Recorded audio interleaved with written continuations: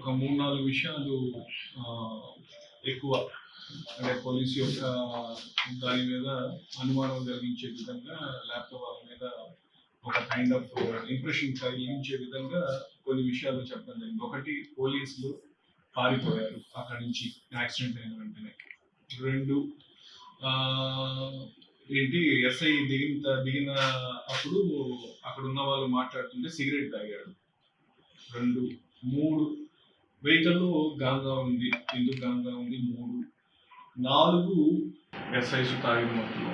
కానీ ఈ 4 విషయాల గురించి మాట్లాడడం జరిగింది. దీంట్లో ఒకటి చూసినట్లయితే, ఒకటి యాక్సిడెంట్ జరిగింది వాస్తవం, దాన్ని ఎవరు కాదనలేరు, దాన్ని ఏమి ఎవరు చేయలేరు కూడా. యాక్సిడెంట్స్ అవుతాయి. యాక్సిడెంట్ అయిన వెంటనే ఎస్ఐసే ఫస్ట్ ఎస్ఐ బలిపురవ వాళ్ళ ఎస్ఐస్ ఇద్దరు కూడా వాళ్ళ ఐడెంటిటీ చెప్పారు, మేము పలానా అని చెప్పారు. అండ్ ఇక్కడ ఉన్న వాళ్ళందరికీ కూడా ఎస్ఐలు ఎప్పటి నుంచో చేస్తున్న వాళ్ళు సుపరిచితం, వాళ్ళకి తెలుసు.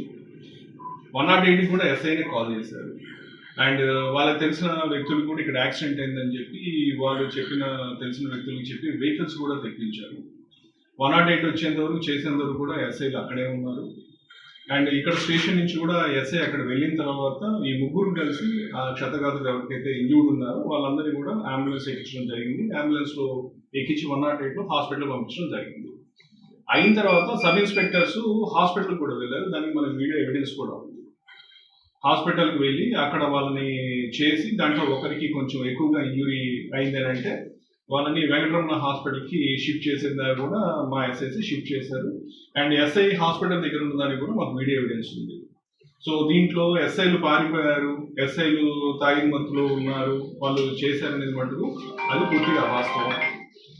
అది కరెక్ట్ కానే కాదు. నంబర్ 1, తాగారు, ఎస్ఐలు తాగిన మత్తులో అన్నారు. సిగరెట్ దిగగానే సిగరెట్ తాగారన్నారు. అది చేసే టైంలో మా అద్దంకి ఎస్ఐ గారు కూడా అక్కడే ఉన్నారు.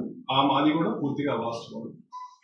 3వ విషయము, బండిలో గాంజా ఉంది, ప్రైవేట్ వెహికల్లో వస్తున్నారంటే అవును, అందరికి తెలిసిన విషయం. వాళ్ళు అక్కడి నుంచి టెంపుల్ నుంచి వస్తున్నారు, వాళ్ళు టెంపుల్కి వెళ్ళారు, టెంపుల్ నుంచి వస్తున్నారు. వచ్చిన క్రమంలో మా ఇన్ఫర్మేషన్ దానికి సంబంధించి గాంజా, ఒక కేసుకి సంబంధించిన గాంజా మా వాళ్ళు సీజ్ చేశారు గాంజా. సో సీజ్ చేసిన గాంజా వెహికల్లో ఉంది. ఆ లిక్కర్ బాటిల్ కూడా సీజ్ చేశారు, లిక్కర్ బాటిల్ కూడా వెహికల్లో ఉంది. సో దానికి సంబంధించినవన్నీ కూడా నేను కేసు రిజిస్టర్ చేస్తాం, అది కోర్టులో ప్రొడ్యూస్ చేస్తాం. దానికి సంబంధించి ప్రాపర్గా విచారణ చేసి దానికి సంబంధించి కోర్టుకి అన్ని కూడా డీటెయిల్స్ ఇస్తాము. తర్వాత తాగిన మత్తు, ఇద్దరు ఎస్ఐలు తాగారని కూడా పూర్తిగా వాస్తవం. తాగిన వారైతే అక్కడే ఉండి చాలాసేపు వాళ్ళతో మాట్లాడడం జరిగింది. ఎక్కడ కూడా ఎవరితోటి కూడా వాళ్ళు హార్ష్గా బిహేవ్ చేసింది లేదు, ఎవరితోటి కూడా గొడవ పెట్టుకుంది లేదు, ఎవరితోటి దురుసుగా ప్రవర్తించింది లేదు. 108 కాల్ చేసి రెస్పాన్సిబుల్గా వాళ్ళు రెస్పాన్సిబిలిటీ తీసుకొని హాస్పిటల్ షిఫ్ట్ చేయడం, వాళ్ళు హాస్పిటల్ వెళ్ళటం చేయడం అనేది జరిగింది.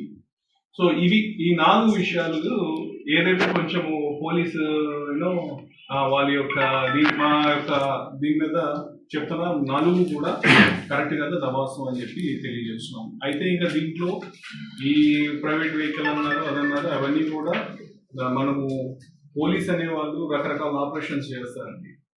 మేము మా ఎనానిమిటీ చేయడానికి, గ్యాంబ్లింగ్ రైడ్స్ చేయడానికి, ఇంకో రైడ్స్ చేయడానికి రకరకాల ప్రైవేట్ వెహికల్స్లో వెళ్తారు. అవి నా విధంగా చేయకపోతే చాలా సందర్భాల్లో చేసేటటువంటి పరిస్థితి ఉండదు. ఇదేమి కొత్త విషయం, మీ అందరూ కూడా విలేకరులు తెలుస్తుంది. ఎప్పుడు కూడా పోలీస్ యూనిఫామ్లోనే ఉండరు, మఫ్టీలో వెళ్తారు, రకరకాల వెహికల్స్లో వెళ్తారు, రకరకాల రైడ్లు చేస్తాము, అన్నీ చేస్తే అవుతాయి. సో లేకుండా మనం పోలీస్ వెహికల్ వేసుకొని సైరన్ కొట్టుకొని పోతే దొంగలు అట్లా పోతూ ఉంటారు. సో కాబట్టి అది పెద్ద మఫ్టీలో ఉన్నారు, ప్రైవేట్లో వెహికల్లో ఉన్నారు, అదే పెద్ద నేరము ఒకటి కాదు. అంటే యాక్సిడెంట్ అంటాము, డ్యూటీలో ఉన్నప్పుడు యాక్సిడెంట్ జరగడం అనేది కొంచెము అది కరెక్ట్ కాదు. కొంచెం చూసుకోవాల్సిన అవసరం, కొంచెం జాగ్రత్త తీసుకోవాలి. అయితే అది కూడా ఏంటంటే అనుకోని పరిస్థితి. ఒక అతను బైక్లోంచి ఆపోజిట్ వెహికల్ రావడం, ఈవెన్ ఆటో కూడా ఆపోజిట్ వెహికల్లో రావడం వల్ల ఇది తప్పించిపోయి దానికి అయింది తప్పితే అది కూడా వేరే విషయంగా కాదు. అయినప్పటికీ కూడా వాళ్ళకి యాక్సిడెంట్ అయితే మనం చింతిస్తాం. దానికి సంబంధించి మనం ఏదైతే డిసిప్లినరీ యాక్షన్ తీసుకోవాలో, కొంచెం వాళ్ళ రోడ్ సేఫ్టీ దానికి సంబంధించి అది కూడా తీసుకుంటాం. సో ఇంకొక విషయం అంటే పోలీస్గా మేము ఈ జిల్లాలో చాలా చిత్తశుద్ధితో చేస్తున్నాము అన్ని విషయాలు కూడా. లాస్ట్ వీక్ కూడా నేను అద్దంకికి వచ్చి ప్రజా గ్రీవెన్స్ పెట్టాము. అట్లా మా అధికారులు కూడా కంటిన్యూస్గా వస్తున్నారు. ప్రజలకు వీలైనంత చేరువుగా ఉండి మనము చేయడానికి ప్రయత్నం చేస్తున్నాము. కాబట్టి ఈ కొన్ని విషయాలు వచ్చినప్పుడు అంటే పూర్తిగా విషయం అంటే ఉన్న విషయాన్ని చెప్తే మాకు ఎటువంటి అభ్యంతరం లేదు, కానీ లేని కొంచెం దాన్ని ఎగ్జాజరేట్ చేయడం కొంచెం చేసినందువల్ల పోలీస్ యొక్క ఆత్మస్థైర్యాన్ని దెబ్బతీసినట్లయితే కొంచెం ఆలోచించుకోవాలా. అందరూ ఇక్కడ ఉన్న ఆఫీసర్స్ అందరూ కూడా చాలా చిత్తశుద్ధితో ప్రజలకి మంచి చేయాలన్న ఇదిలో చేస్తున్నాం. ఈ మధ్య చూసినట్లయితే రోడ్ సేఫ్టీ గురించి కూడా మనం నాన్ హైవేలో కానీ చాలా మనము చర్యలు తీసుకున్నాము.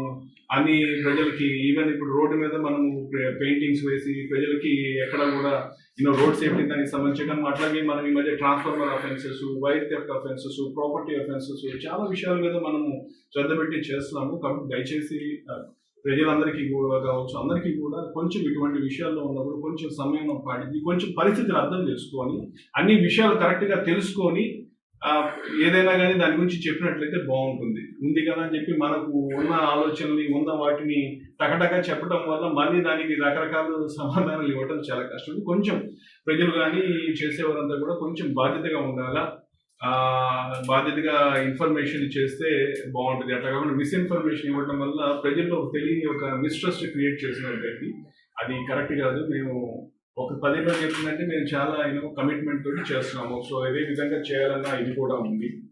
కాబట్టి దీన్ని అర్థం చేసుకొని చేస్తాను. ఇంకా ఏదైతే మేము యాక్సిడెంట్ కేసు ఉంది, తర్వాత ఇంకా కేసు ఇవన్నీ కూడా ప్రాపర్గా ఇంపార్షియల్గా చేస్తాము. దానికి తగ్గట్టుగా యాజ్ పర్ ప్రొసీజర్ ఎలా ఉందో అలా ప్రొసీజర్ ప్రకారం చేస్తాము. సో ఈ విషయాలు మీకు క్లియర్గా చెప్పాలని నేను రావడం జరిగింది.